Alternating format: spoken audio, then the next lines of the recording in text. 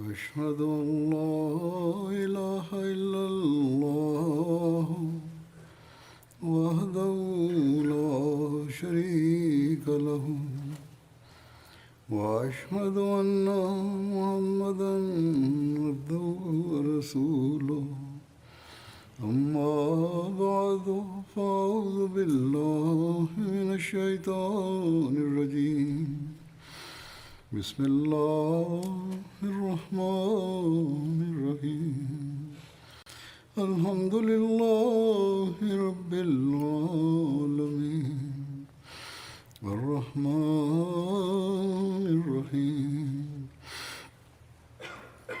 مالك يوم الدين إياك نعبد وإياك نستعين اهدنا الصراط المستقيم صراط الذين أنعمت عليهم غير المغضوب عليهم ولا الضالين.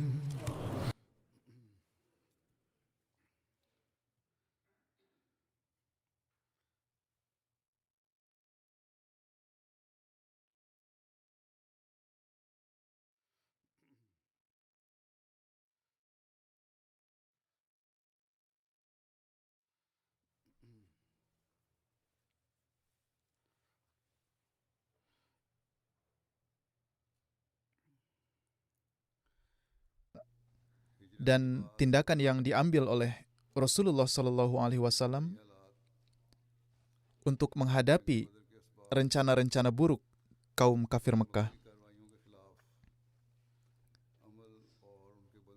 Sekarang, sebelum memasuki perang Badar, ada juga beberapa perang yang terjadi, baik itu Sariyah maupun Ghazwah. Setelah itu insya Allah saya pun akan menyampaikan secara singkat beberapa rincian mengenai persiapan yang dilakukan oleh orang-orang kafir Mekah untuk perang Badar. Sariyah atau perang Hazrat Hamzah radhiyallahu an merupakan sariyah pertama yang berlangsung selama bulan Ramadan di tahun pertama Hijriah. Perjalanan yang diperintahkan oleh Rasulullah SAW ini juga dikenal sebagai sariyah Saiful Bahar. Bendera untuk perang ini berwarna putih dan dibawa oleh Abu Marsad Ghanwi radhiyallahu an.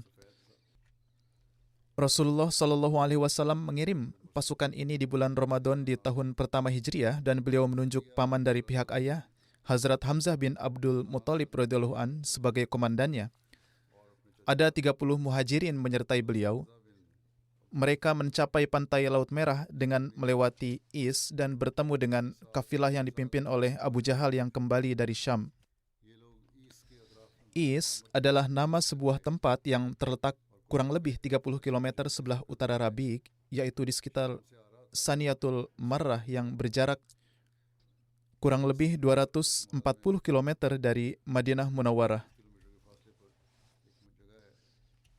Ada sebuah sumur bernama Zanabatul Is yang dikelilingi oleh pohon-pohon akasia dan lain-lain.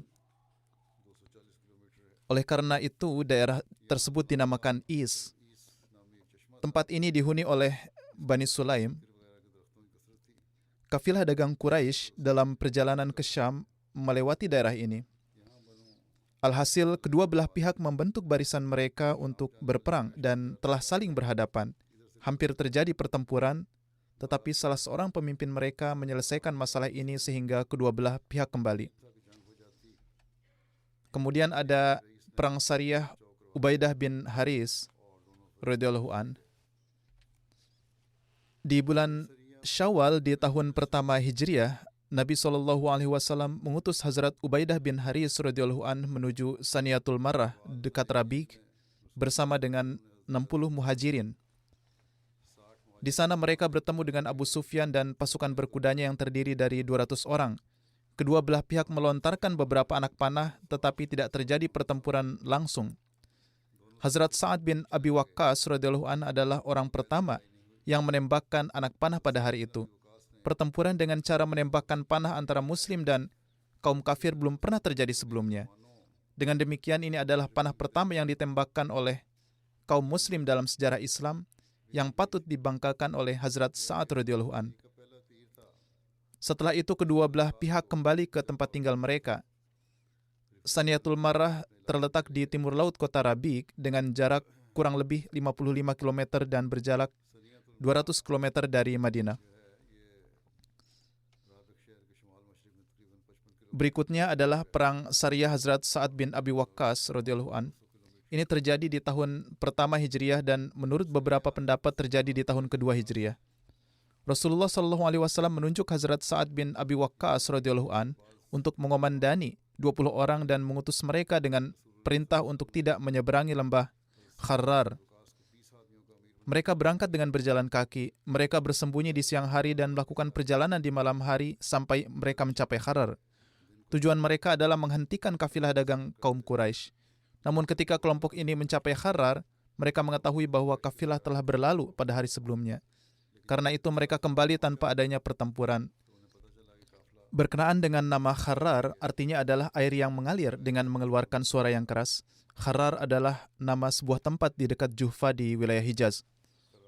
Lalu ada perang Ghazwah Waddan atau Ghazwah Abwa yang terjadi pada bulan Safar 2 Hijriah.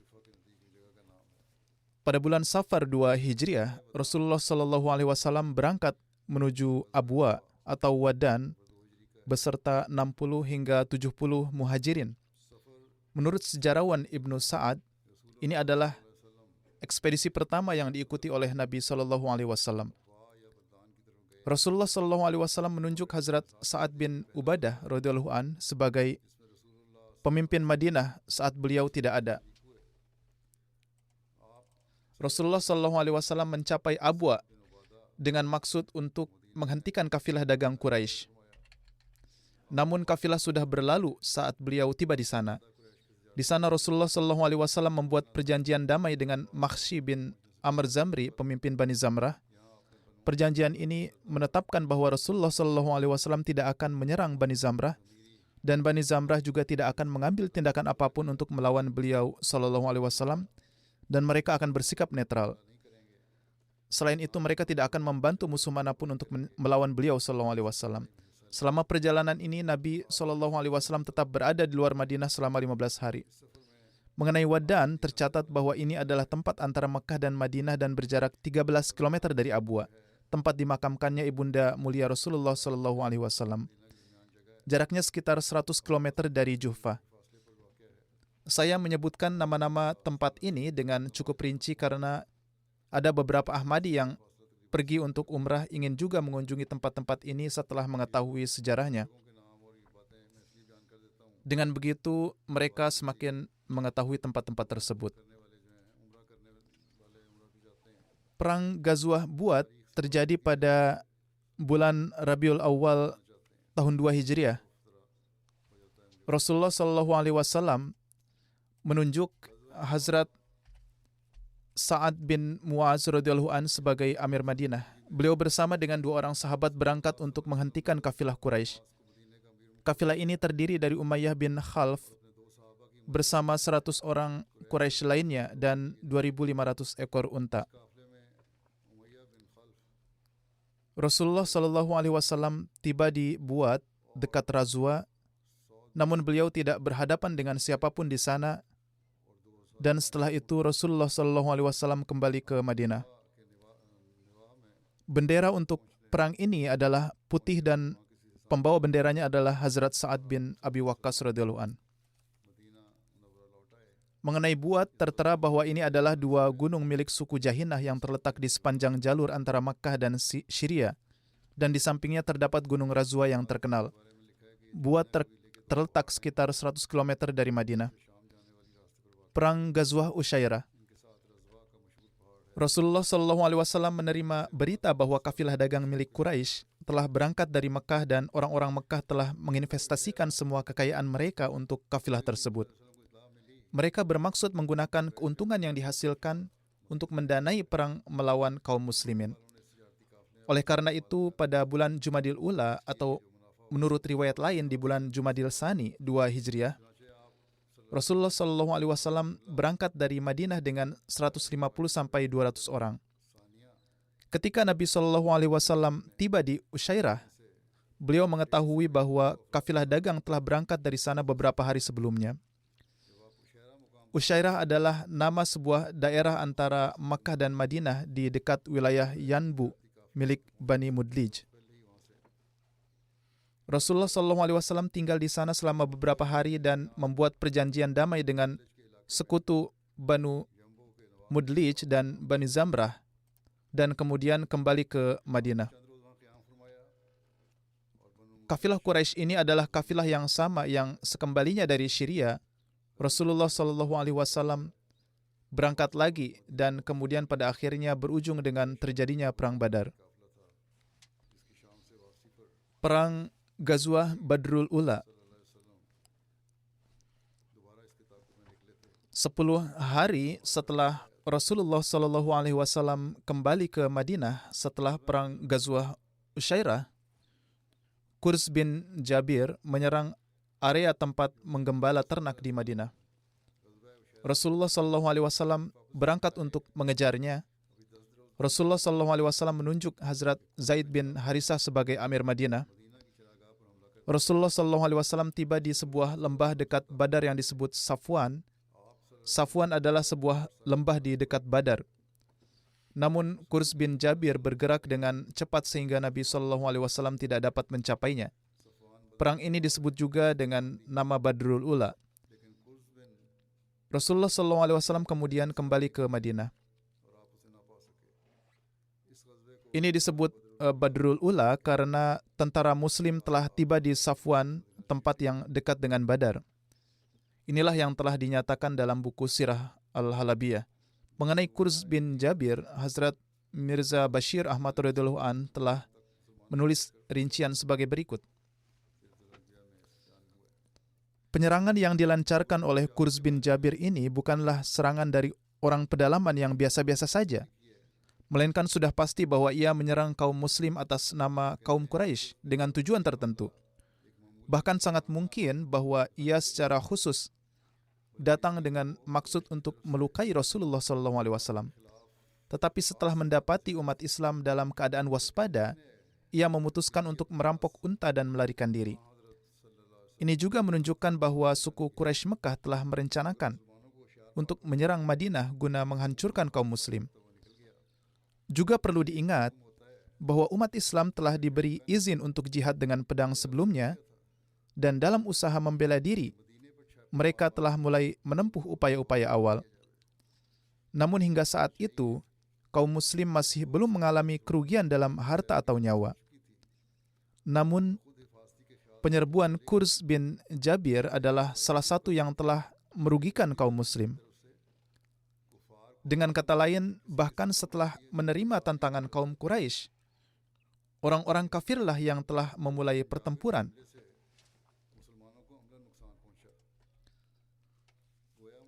Selanjutnya perang Sariyah Abdullah bin Jahash radhiyallahu an.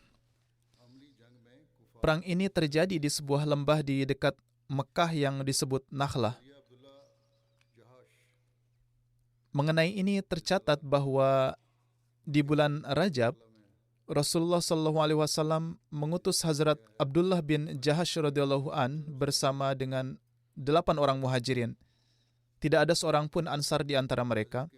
Rasulullah SAW memberi mereka surat dan memerintahkan bahwa surat itu hanya boleh dibuka setelah 2 hari perjalanan.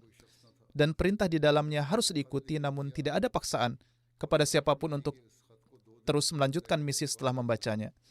Setelah menyelesaikan 2 hari perjalanan, Hazrat Abdullah bin Jahash membuka surat yang berisi perintah itu dan membacanya.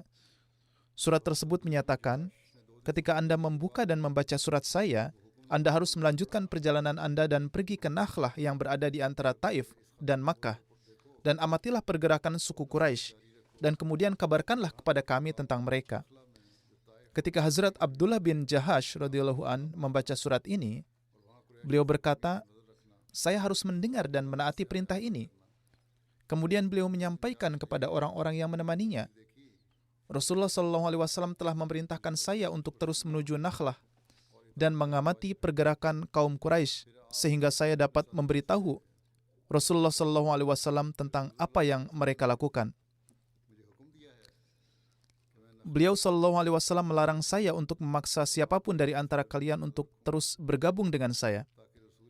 Jadi, kalian yang ingin mati syahid bisa menemani saya, dan siapapun yang ingin kembali silahkan pergi. Namun, tidak ada satupun dari mereka yang pergi, dan mereka semua berangkat menuju Hijaz. Sepanjang jalan, Hazrat Sa'ad bin Abi Waqqas radhiyallahu an dan Hazrat Utbah bin Ghazwan kehilangan unta mereka, dan keduanya tertinggal saat mereka mencarinya. Sementara Hazrat Abdullah bin Jahash radhiyallahu an dan yang lainnya terus berlanjut sampai mereka mencapai Nakhlah. Saat berada di sana, mereka kebetulan melewati sebuah kafilah yang membawa kismis, kulit, dan barang dagangan Quraisy lainnya. Kafilah ini juga termasuk Amr bin Hadrami. Ketika suku Quraisy Makkah melihat kaum Muslim, mereka menjadi ketakutan. Hazrat Uqashah bin Mihsan yang berkepala gundul datang menghadap mereka. Setelah melihatnya, orang-orang kafir menjadi tenang dan mengatakan, tidak ada yang perlu ditakutkan karena orang-orang ini hanya pergi umrah. Kemudian kaum muslim saling berunding dan mengatakan, hari ini adalah hari terakhir bulan Rajab. Kita tidak bisa melawan dan memerangi mereka saat ini, karena ini adalah bulan yang dilarang.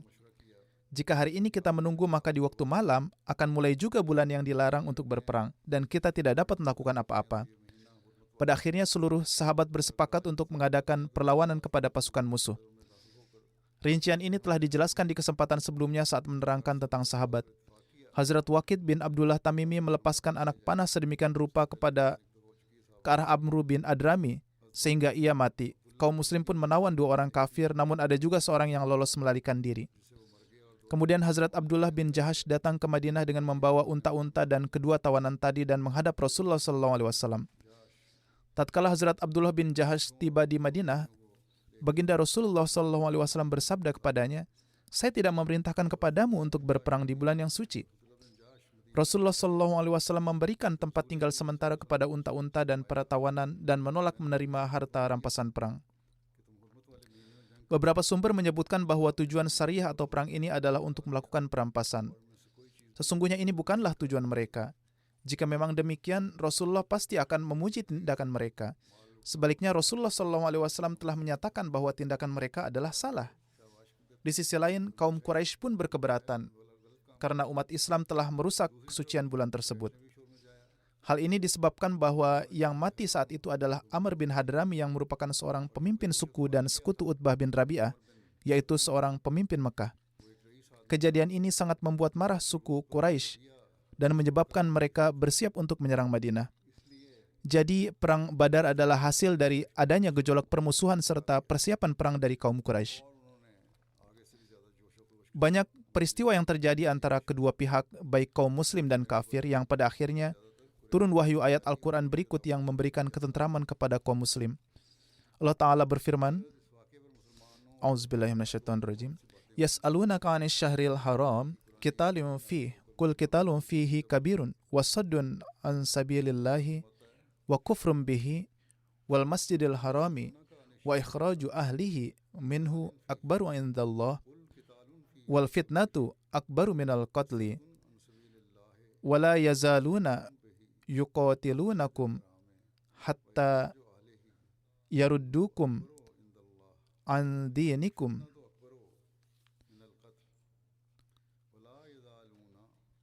hatta yaruddukum an dinikum in istata'u. Yakni mereka bertanya kepadamu tentang perang di bulan suci. Maka jawablah kepada mereka bahwa sesungguhnya berperang di bulan suci adalah suatu dosa yang sangat besar. Tetapi menghalangi manusia secara paksa dari agama Allah di bulan suci, ingkar kepadanya, menghalangi ke Masjidil Haram dan mengusir penghuninya dari tempat itu, seperti yang kalian yakni kaum musyrik lakukan, adalah suatu dosa yang lebih besar lagi di sisi Allah dari berperang di bulan suci. Dan sesungguhnya menyebarkan fitnah atau kekacauan ke penjuru negeri di bulan suci adalah lebih keji dari peperangan untuk menghentikan mereka. Wahai kaum muslim, keadaan orang-orang kafir adalah bahwa mereka telah begitu dibutakan oleh permusuhan mereka kepada kalian, sehingga mereka tidak akan berhenti memerangi kalian sampai kalian berpaling dari keimanan kalian, jikalau mereka pun sanggup melakukan ini. Meski demikian, Allah Ta'ala mengetahui bahwa orang-orang kafir akan terus berupaya untuk memalingkan umat Islam dari keyakinan mereka. Maka dari itu Allah Ta'ala tidak menampakkan ketidaksukaan apapun atas apa yang telah terjadi. Telah terbukti di dalam sejarah juga bahwa para pemuka Quraisy terus menyebarkan propaganda berdarah mereka terhadap Islam di bulan suci. Bahkan sembari mengambil manfaat dari jemaah-jemaah dan kafilah-kafilah yang datang selama bulan suci. Dan bahkan di dalam bulan-bulan itu mereka semakin keras dalam usaha keji mereka. Kemudian dengan sungguh tanpa malu dan demi memberikan ketenangan semu pada hati mereka, mereka memindahkan bulan-bulan suci itu sekehendak hati mereka, di mana perbuatan mereka ini disebut juga dengan istilah nasi. Jadi jawaban ini tidak hanya memberikan ketentraman kepada kaum muslim, tetapi kaum Quraisy pun menjadi sedikit lunak. Mereka mengetahui bahwa telah turun wahyu dari Tuhan. Saat itu tiba utusan mereka ke Madinah untuk membebaskan kedua tawanan itu. Tetapi karena hingga saat itu Sa'ad bin Abi Waqqas radhiyallahu an dan Utbah radhiyallahu an belum kembali, dan Rasulullah SAW sadar akan masalah serius jika mereka jatuh ke tangan Quraisy, yaitu mereka tidak akan melepaskannya hidup-hidup, maka dari itu Rasulullah SAW menolak untuk membebaskan para tawanan sampai mereka kembali. Rasulullah SAW bersabda, tatkala orang-orang saya kembali ke Madinah dengan selamat, maka aku akan membebaskan orang-orangmu.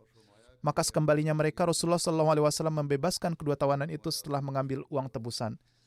Kemudian Ghazwah atau Perang Badrul Kubra. Al-Quran menyebutnya sebagai Yaumul Furqan. Hazrat Khalifatul Masih Awal radhiyallahu an menerangkan bahwa Furqan atau pembeda bagi Rasulullah SAW terjadi pada hari Badar, yaitu ketika para pemimpin besar musuh mengalami kebinasaan dan kaum muslim meraih kemenangan. Hazrat Khalifatul Masih Awal radhiyallahu an di tempat lain dalam menjelaskan makna kata Furqan ini bersabda, dari Al-Quran saya dapat memahami bahwa Furqan bermakna suatu kemenangan yang mengakibatkan patahnya tulang punggung atau kekuatan utama musuh. Perang ini disebut juga dengan istilah Badrus Saniyah atau Badrul Kubra, Badrul Uzma, dan Badrul Qital.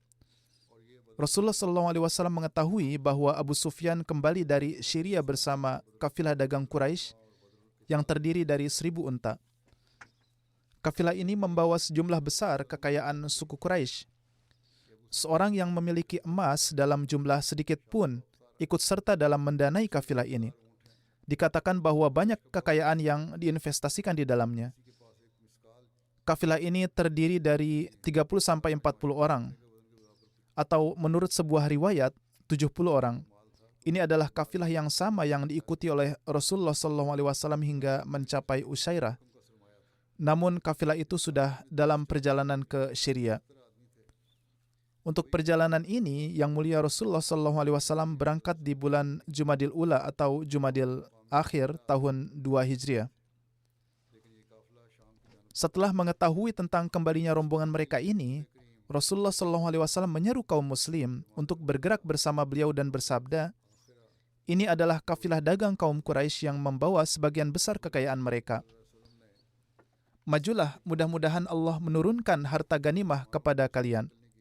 Sebagian orang yang terbiasa mencari peluang untuk melontarkan tuduhan atau yang berpikiran dangkal, mereka menuduh bahwa kaum muslim pergi ke Madinah untuk merampas kekayaan, yang mana dalilnya adalah upaya kaum muslim dalam mengejar kafilah ini. Tuduhan semacam ini hanyalah karena kedangkalan dan kebodohan mereka, dan karena ketidaktahuan mereka akan suasana perang pada saat itu. Sesungguhnya, upaya menahan kafilah dagang Quraisy saat itu bukanlah suatu hal yang patut menjadi keberatan, di mana berkenaan dengan hal ini, Hazrat Mirza Bashir Ahmad Sahib menjelaskan hal ini secara rinci dalam Sirat Khataman Nabiyyin. Upaya pergerakan untuk menahan kafilah itu sama sekali tidak menjadi suatu keberatan, Alasannya karena pertama, kafilah yang secara khusus dikejar oleh kaum muslim ini bukanlah kafilah biasa. Setiap pria dan wanita kaum Quraisy memiliki bagian harta mereka di dalamnya, dan darinya dimaklumi bahwa harta itu telah diniatkan oleh para pemimpin Quraisy agar keuntungannya kelak dipergunakan untuk memerangi kaum muslim. Sejarah membuktikan bahwa keuntungan ini digunakan untuk persiapan perang Uhud. Jadi, pencegatan kafilah ini merupakan bagian penting dari taktik perang. Kedua, secara umum, mencegat kafilah Quraisy juga adalah penting karena mereka membawa persenjataan dan mereka melalui jalan yang sangat dekat dari Madinah. Sehingga kaum muslim pun setiap saat berada dalam bahaya dan hal ini perlu ditanggulangi. Ketiga, jalan manapun yang diambil oleh kafilah ini, mereka akan sangat menghasut suku-suku Arab untuk melawan kaum muslim, yang menyebabkan keadaan kaum muslim menjadi semakin rentan. Dengan demikian, menghentikan pergerakan mereka adalah bagian dari upaya perlindungan dan membela diri kaum muslim. Keempat, mata pencaharian kaum Quraisy terutama bergantung pada perdagangan. Dan karena alasan ini, maka penghentian kafilah-kafilah ini merupakan cara yang sangat baik untuk menyadarkan kaum Quraisy, untuk menghentikan mereka dari upaya-upaya berperang, dan untuk menekan mereka ke arah penegakan kedamaian. Dewasa ini pun untuk mencegah perang seperti ini, beberapa negara memberlakukan sanksi. Namun ini juga diterapkan secara salah dan aniaya. Jadi ini adalah upaya yang mirip dengan tindakan menjatuhkan sanksi. Selain itu, tujuan menghentikan kafilah-kafilah itu bukanlah untuk merampas mereka, tetapi sebagaimana Al-Quran Suci secara jelas telah menerangkan bahwa tujuan utama umat muslim adalah dalam misi khusus menghentikan kafilah ini bukanlah karena harta mereka, tetapi dalam upaya mengurangi penderitaan dan kerja keras saat kelak akan menghadapi mereka dalam pertempuran. Jadi Rasulullah SAW mengutus dua sahabat beliau, Hazrat Talha bin Ubaidillah radhiyallahu an dan Hazrat Sa'id bin Zaid radhiyallahu an, untuk mencari kabar tentang kafilah ini. Kedua sahabat ini berangkat dari Madinah.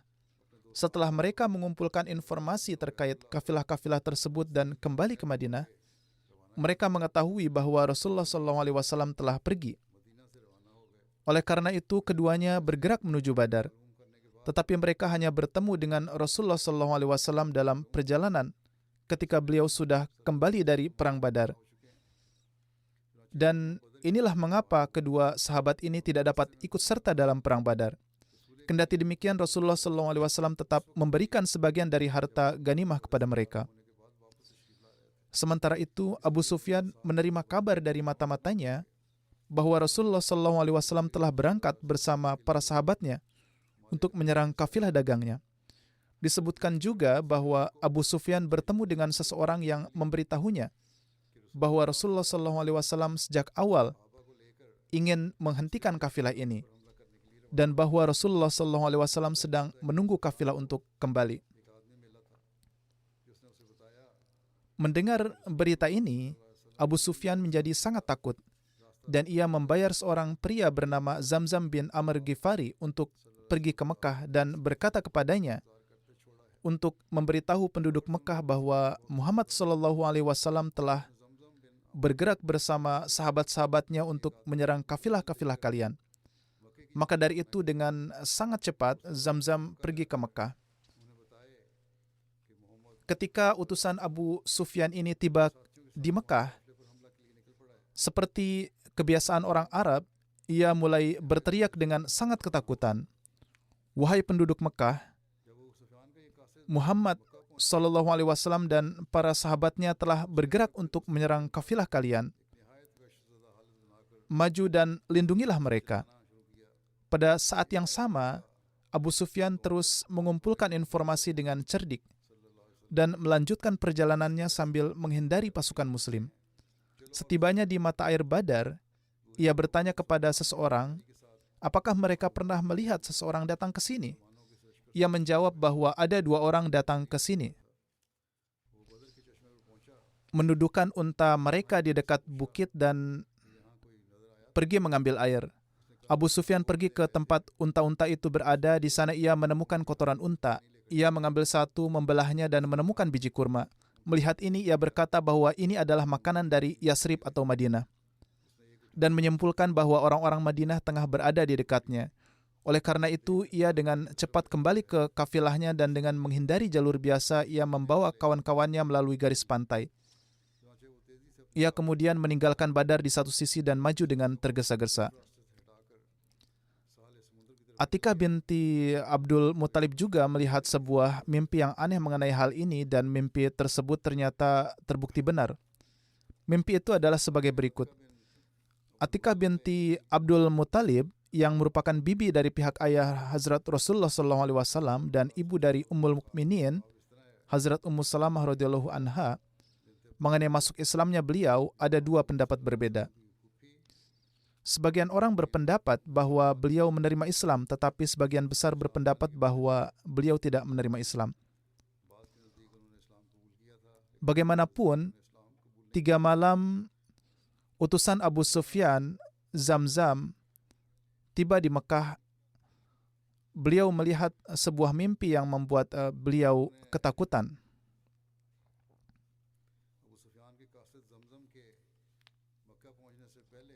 Beliau memanggil saudaranya Abbas bin Abdul Muttalib dan berkata, "Wahai saudaraku, demi Tuhan, malam ini aku telah melihat dan membuatku sangat ketakutan. Aku khawatir suatu bencana atau musibah akan menimpa kaummu. Simpanlah rahasia yang akan aku ceritakan kepadamu ini." Dalam sebuah riwayat, Atikah mengatakan kepada Abbas bahwa aku tidak akan memberitahumu sampai kamu berjanji kepadaku bahwa kamu tidak akan menceritakan hal ini kepada siapapun. Karena jika Quraisy Mekah mendengarnya, mereka akan menyusahkan kita dan mengutuk kita. Oleh karena itu Hazrat Abbas berjanji kepadanya. Kemudian Hazrat Abbas bertanya, "Apa yang telah kamu lihat?" Atikah berkata, "Aku bermimpi bahwa seorang laki-laki datang menunggang unta dan berdiri di dataran Abtah. Mekah dan Mina dikenal sebagai Abtah dan lebih dekat ke Mina.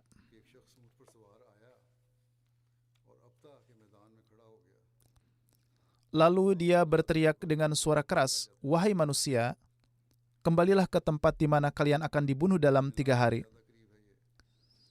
Atikah menceritakan bahwa kemudian aku melihat orang-orang berkumpul di sekitar orang ini dan kemudian dia memasuki masjid yakni Ka'bah.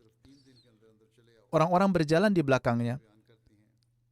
Sementara orang-orang berkumpul di sekelilingnya, aku melihat untanya membawanya ke atap Ka'bah. Kemudian dia berteriak dengan cara yang sama, 'Wahai manusia, kembalilah ke tempat di mana kalian akan dibunuh dalam 3 hari.' Kemudian aku melihat untanya membawanya ke puncak gunung Abu Qubais. Tertulis mengenai gunung Abu Qubais bahwa itu adalah nama gunung yang terkenal di sebelah timur Mekah. Kemudian dari sana dia kembali berteriak seperti itu. Kemudian ia menggulingkan sebuah batu dari gunung itu, dan begitu sampai ke bawah, batu itu pecah berkeping-keping. Dan tidak ada satu rumah atau tempat tinggal yang tidak terkena pecahan batu yang jatuh. Mendengar ini, Hazrat Abbas berkata kepada Atikah, "Demi Tuhan, mimpi ini sangat penting. Kamu sendiri harus merahasiakannya dan jangan menceritakannya kepada siapapun." Setelah itu, Hazrat Abbas meninggalkan rumah Atikah dan di jalan, beliau bertemu dengan Walid bin Utbah. Ia adalah sahabat Hazrat Abbas. Beliau sendiri mengatakan kepada saudara perempuan beliau untuk tidak menceritakannya, tetapi beliau menceritakan mimpi tersebut kepada Walid.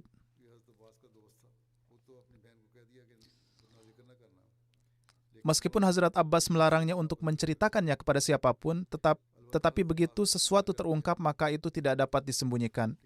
Walid menceritakannya kepada ayahnya Utbah. Demikianlah hal ini menyebar di Mekah dan dimanapun ada 2 orang duduk, mereka membicarakan mimpi tersebut. Hazrat Abbas radhiyallahu an menuturkan bahwa keesokan pagi harinya, ketika aku pergi ke Ka'bah untuk bertawaf, Abu Jahal sedang duduk di sana dengan beberapa orang Quraisy. Melihatku, ia berkata, "Wahai Abul Fazal," ini adalah kunyah atau julukan Hazrat Abbas radhiyallahu an, "setelah selesai tawaf, temuilah saya." Hazrat Abbas mengatakan bahwa Aku menemuinya setelah menyelesaikan tawaf. Lalu Abu Jahal berkata kepadaku, "Wahai Banu Abdul Muthalib, sejak kapan nabi perempuan muncul di antara kalian?" Aku mengatakan, "Apa maksudmu?" Ia mengatakan bahwa pria-pria kalian telah mendakwakan kenabian, yakni yang ia maksud adalah Hazrat Rasulullah SAW. Sekarang para wanita kalian juga telah mulai mengaku sebagai nabi. Mimpi apa yang telah dilihat Atikah ini? Hazrat Abbas menuturkan, aku mengatakan, mimpi apa yang dia lihat? Abu Jahal berkata, ia mengatakan bahwa ia telah melihat seorang pria datang dengan menunggangi unta. Dan kemudian ia berteriak dan setelah itu menggulingkan batu dari gunung. Singkatnya, ia menceritakan seluruh mimpinya. Kemudian Abu Jahal berkata, kami akan tunggu selama 3 hari. Jika peristiwa itu terjadi seperti yang disebutkan dalam mimpi, maka tidak apa-apa. Jika tidak, kami akan menggantung pernyataan tersebut di Ka'bah bahwa kalian adalah pembohong terbesar di tanah Arab. Hazrat Abbas radhiyallahu anhu menuturkan, demi Tuhan, aku terpaksa harus menyangkal mimpi tersebut dan aku mengatakan kepadanya bahwa Atikah tidak melihat mimpi seperti itu. Kemudian kami semua beranjak pergi dari pertemuan itu. Pada sore hari ketika aku pulang ke rumah, semua wanita Banu Abdul Muthalib mendatangiku dan mengatakan kepadaku, pertama, orang keji dan jahat itu menuduh para pria kita dan kamu tidak mengambil tindakan apapun. Sekarang dia juga melecehkan para wanitamu dan kamu diam mendengarkan dan tidak menjawab omong kosongnya. Di mana harga dirimu? Dengan cara ini para wanita dari keluarga beliau membuat beliau marah. Hazrat Abbas meriwayatkan, aku berkata, demi Tuhan, inilah yang aku lakukan dan menurutku tidak ada kesalahan yang lebih besar dari itu. Demi Allah, aku akan menemuinya sekarang dan jika dia mengatakan hal seperti itu lagi, aku akan menghabisinya untuk menuntut balas atas nama kalian. Hazrat Abbas menuturkan, pada hari ketiga setelah mimpi yang dilihat Atikah, aku meninggalkan rumah di pagi hari dan aku dalam keadaan sangat marah dan berniat melakukan pembalasan atas kesalahan yang telah aku lakukan pada hari itu. Ketika aku memasuki masjid, aku melihat Abu Jahal yang bertubuh kurus dan berlidah tajam. Demi Tuhan, aku pergi ke arahnya sehingga ia bisa mengatakan sesuatu lagi seperti yang dia lakukan sebelumnya. Dan sebagai hasilnya, aku akan membalas dendam. Tetapi aku melihat Abu Jahal berlari menuju pintu masjid, yakni Ka'bah. Aku berpikir dalam hati bahwa semoga kutukan Allah Ta'ala menimpanya. Apa yang telah terjadi padanya? Apakah dia berlari ketakutan karena takut kalau aku mengatakan sesuatu yang buruk kepadanya? Namun faktanya adalah, ia telah mendengar teriakan keras Zamzam bin Amr Ghafari yang belum aku dengar dan Zamzam berteriak dengan keras saat ia menaiki unta di tengah lembah. Dia telah memotong hidung dan telinga untanya dan membalikkan pelananya dan merobek bajunya dan berteriak, kafilah-kafilah. Ia berteriak, kafilah-kafilah, yakni selamatkanlah kafilah kalian ini. Kafilah ini di bawah pimpinan Abu Sufyan membawa barang dagangan kalian dan Muhammad SAW dan para sahabatnya telah menyerangnya. Bergegaslah untuk sampai ke sana, tetapi aku rasa kalian tidak dapat mencapainya tepat waktu untuk membantunya.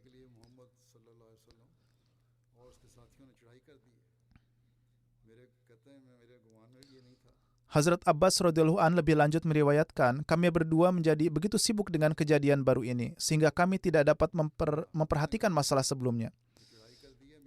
Tertulis bahwa ketika orang Quraisy mendengar teriakan Zamzam, mereka menjadi marah dan mulai mempersiapkan orang-orangnya untuk berperang. Mereka berkata Muhammad SAW dan para sahabatnya berpikir bahwa kafilah ini seperti kafilah dagang Ibnu Hazrami. Sama sekali tidak. Demi Tuhan, mereka akan segera mengetahui bahwa kafilah ini tidak seperti itu.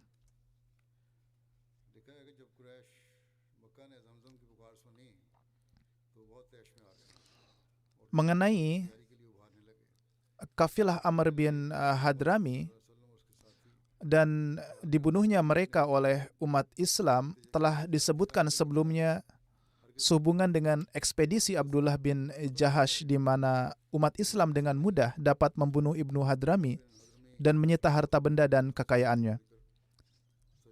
Bagaimanapun, sekarang kaum Quraisy Mekah mulai membuat persiapan untuk berperang dan orang-orangnya pergi berperang secara pribadi atau mereka mengirim seseorang atas nama mereka dan membayar biaya mereka. Salah satu pemimpin mereka berkata, "Apakah kalian mengizinkan Muhammad SAW dan para sahabatnya serta orang-orang Yasrib untuk merebut harta kalian? Kekayaan dan perbekalan makanan saya tersedia bagi siapapun yang membutuhkannya."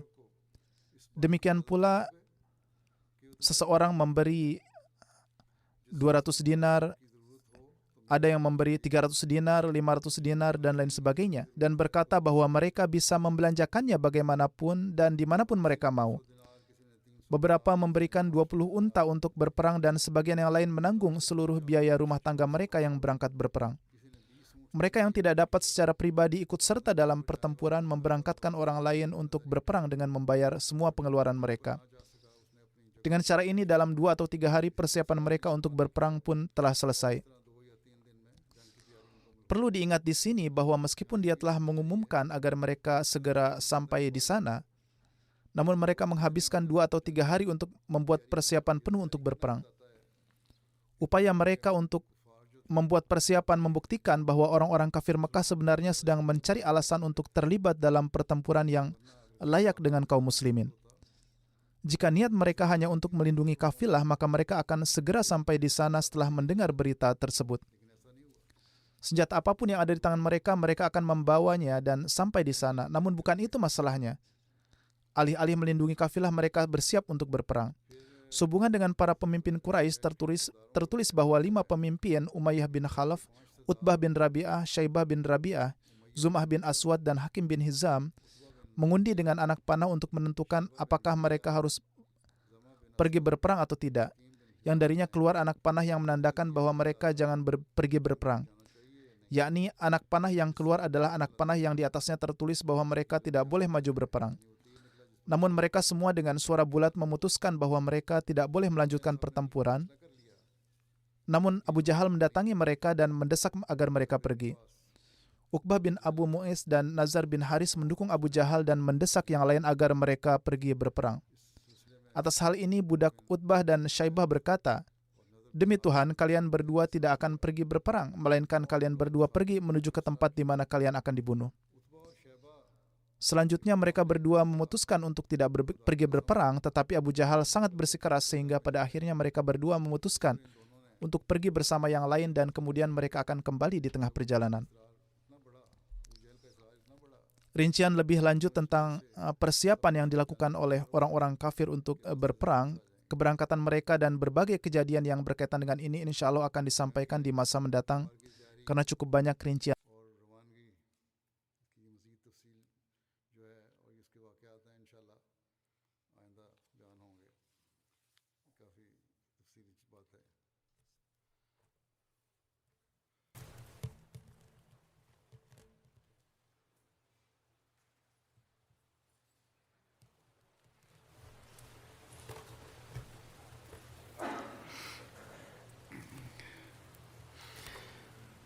Alhamdulillah, alhamdulillah, alhamdulillah, nahmaduhu wa nasta'inuhu wa nastaghfiruh wa nu'minu bihi wa natawakkalu alayh wa na'udhu billahi min shururi anfusina wa min sayyiati a'malina.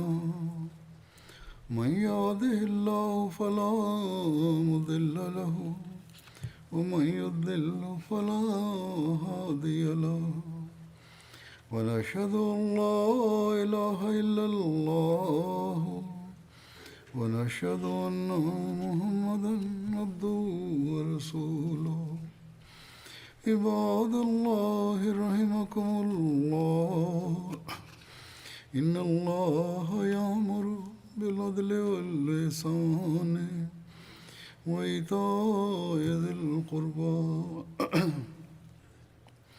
وينهى عن الفحشاء والمنكر والبغي يعظكم لعلكم تذكرون واذكروا الله يذكركم وادعوه يستجب لكم ولذكر الله أكبر.